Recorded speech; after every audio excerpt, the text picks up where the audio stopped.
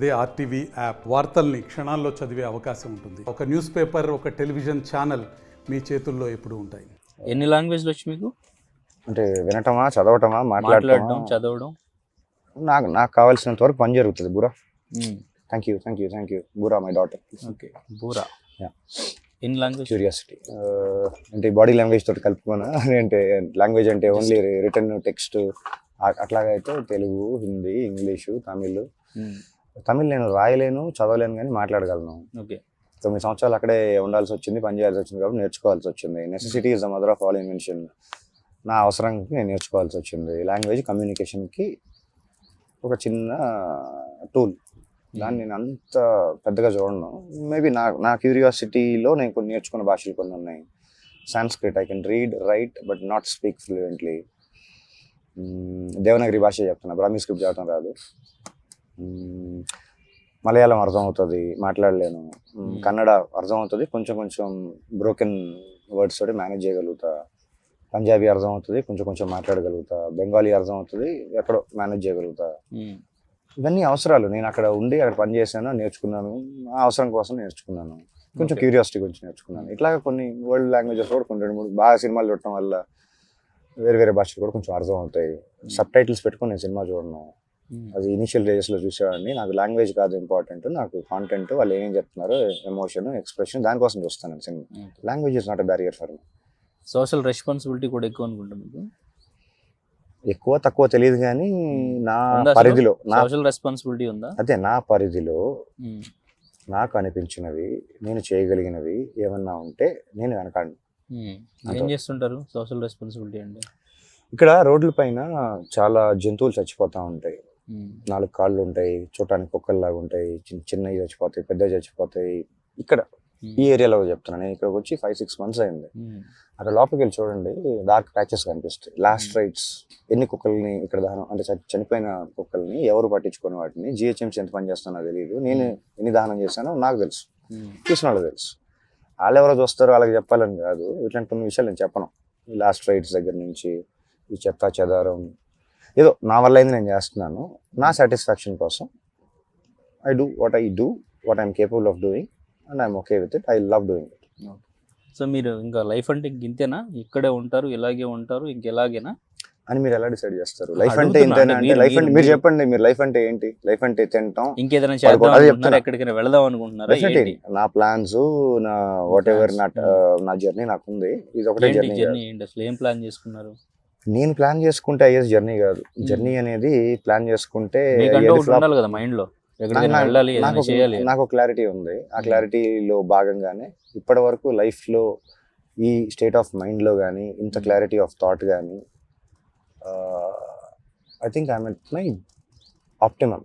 Best worst నాకు తెలియదు, కానీ I'm at my optimum. I'm using my body and my mind to the optimum అని నేను అనుకుంటున్నాను. నా జర్నీ, నా ఎక్స్పీరియన్స్లు, నా రీసెర్చ్లు జరుగుతున్నాయి. I'm very comfortable with it. Meditation, yoga, రకరకాల ఫార్మ్స్, కొన్ని మార్షల్ ఆర్ట్స్, కొన్ని ఏదో నా ప్రాక్టీస్ జరుగుతుంది. I'm very comfortable with it. ఇవన్నీ చేస్తున్నారా? అవన్నీ ప్రపంచానికి చేయడానికి రోడ్డు మీద వచ్చి ఏదో మాట్లాడింది ఒక క్లిప్ పట్టుకొని దాన్ని ట్రోల్ చేయడానికి ట్రోల్ మెటీరియల్. ఇవన్నీ ట్రోల్ మెటీరియల్ కాదు కదా. చాలా మంది చాలా చేస్తూ ఉంటారు క్లోజ్ రూమ్స్లో. నేను అది కొంచెం ఓపెన్ ఎయిర్లో నాకు నేచర్ వర్కౌట్ అవుతుంది. ఇట్లాంటి ప్రాసెస్లు చేయడానికి నేచర్ బాగుంటుంది. నేను జనాలకి యాక్సెసిబుల్గా ఉండాలి. హైదరాబాద్లో ఉన్నాను కాబట్టి జనాలకి ఏమన్నా ఈజీగా రీచబుల్గా ఉంటుంది. అంటే జనాలు అందరికి కాదు, నాకు కావాల్సిన వాళ్ళకి దగ్గరగా ఉండాలి, ప్రాక్టీస్ చేయాలి అని చెప్పి ఒక మెథడ్ యాక్టింగ్లో ఒక ఫామ్ తీసుకొని నేను ఎక్స్పెరిమెంట్ చేసి నేను రీసెర్చ్ చేస్తూ కొంచెం టైం గడిచింది. But I have no regrets. ఆ దారిలోనే కొన్ని గిఫ్ట్లు, కొన్ని రకరకాల ఎక్స్పీరియన్స్లు అన్నీ జరుగుతూ ఉన్నాయి. But I'm okay with it. Okay. కొన్ని ప్రాక్టీస్. రీసెంట్గా మీది ఒక వీడియో వైరల్ అయింది కదా, ఒక రిపోర్టర్ని తిడుతూ. ఏంటి ఆ వీడియో? రిపోర్టర్ని తిట్టలేదు, అసలు తిట్టలేదు నేను. Basically I'm not even taking a single word back of what ever I spoke. అది ఒక I think 22-minute change video ఆన్లైన్లో ఇప్పటికీ ఉంది, పబ్లిక్ డొమైన్లో. నా ఎంట్రీ నుంచి నా ఎగ్జిట్ వరకు మొత్తం కవర్ అయ్యి ఉంది. అది మొత్తం చూసిన తర్వాత మీరు ఏం అడిగినా సరే దాని గురించి మాట్లాడతాం. మొత్తం చూడండి. 22 నిమిషాలు చూశారు. చూసి ఏం అడుగుతున్నారు? మీకు ఏం అర్థం కాలేదు? 22 నిమిషాల్లో వీడియోలో నేను అసలు ఏం జరిగింది ఇన్సిడెంట్ మీరు చెప్పండి. మీరు చూసింది మీరు చెప్పండి, ఏం జరిగింది? అక్కడ ట్రాఫిక్ ఉన్నారు, ట్రాఫిక్ జామ్ అయింది నెంబర్ 1. నెంబర్ 2 ట్రాఫిక్ జామ్ అయింది. ఓకే, అక్కడ ట్రాఫిక్ జామ్ అయింది. ఆ రోజే అయిందా, రెగ్యులర్గా అవుతుందా? ఇప్పుడు ఆ రోజు గురించి ఆ ఇన్సిడెంట్ గురించి మాట్లాడదాం. రెగ్యులర్గా అవుతుందా? ఆ రోజు మీరు ఆ రోజు రెగ్యులర్ గా అక్కడికి అదే స్పాట్ లో ఇప్పుడు వెళ్ళి చూడండి, అలాగా బయటికి వెళ్ళి కెమెరా అటు ప్యాన్ చేయండి, 5 లైనర్ రోడ్ లో అక్కడే ఎందుకు జామ్ అవుతుంది, అక్కడే అక్కడ ఇప్పుడు ఏమైనా కెమెరాలు ఉన్నాయా? ఎవరైనా ఇప్పుడు రిపోర్టర్ ఉన్నారా? ఎవరో ఉండే ఉంటారు, ఇప్పుడు ఎవరు లేరు అక్కడ, అయినా ఇప్పుడు లేరు. జామ్ అయింది. అయినా జామ్ అయింది. ఎందుకు? ఆ రోజు కెమెరాలు రావడం వల్ల ఇంకొంచెం ఎక్కువ జామ్ అయింది.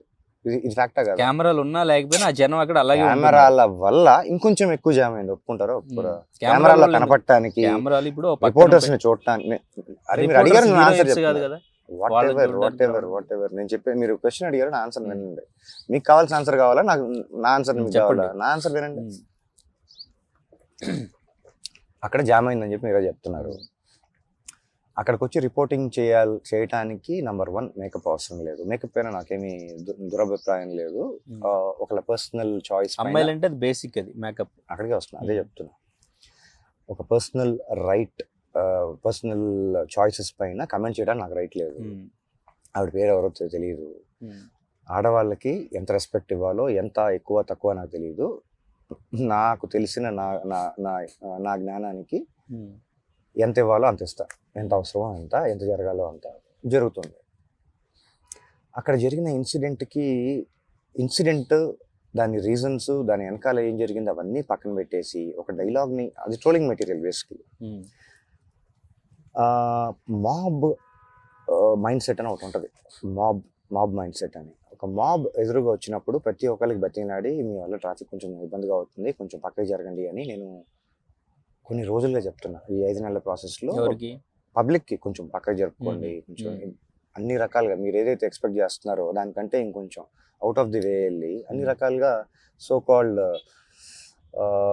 రిక్వెస్ట్ చేయటము, సో కాల్డ్ సర్కాస్టిక్గా బిహేవ్ చేయటము, సో కాల్డ్ ఇరిటేటింగ్గా బిహేవ్ చేయడం, వాట్ ఎవర్, వాళ్ళకి రీచ్ అయితే చాలు, కొంచెం ట్రాఫిక్ క్లియర్ అయితే చాలు నా మోటో తోటి నేను రకరకాల ప్రయత్నాలు చేసి ఆ రోజు నేను ఇరిటేట్ అయ్యానా, హీట్ ఆఫ్ ద మూమెంట్లో వచ్చిందా, ఏదో అలా జరిగింది.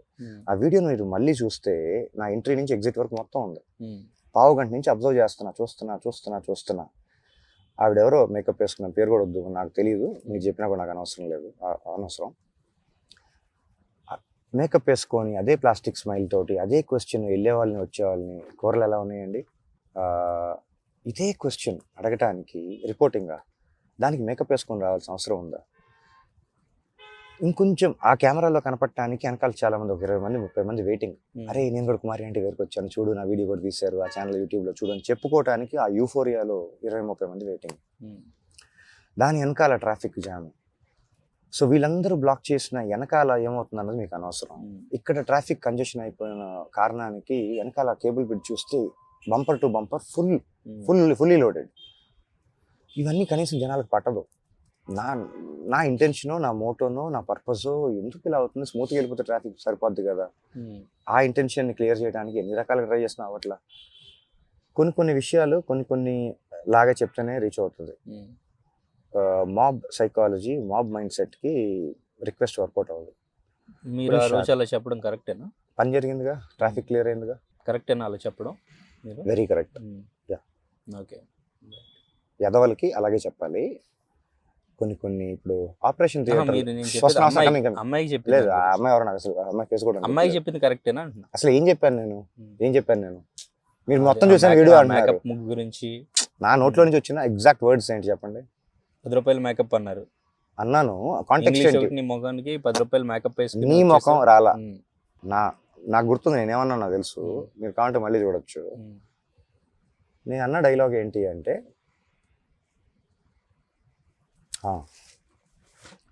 10 రూపాయలు మేకప్ వేసుకొని వచ్చి మళ్ళీ ఇంగ్లీష్ ఒకటి, ఇది నా ఎగ్జాక్ట్ లైన్స్.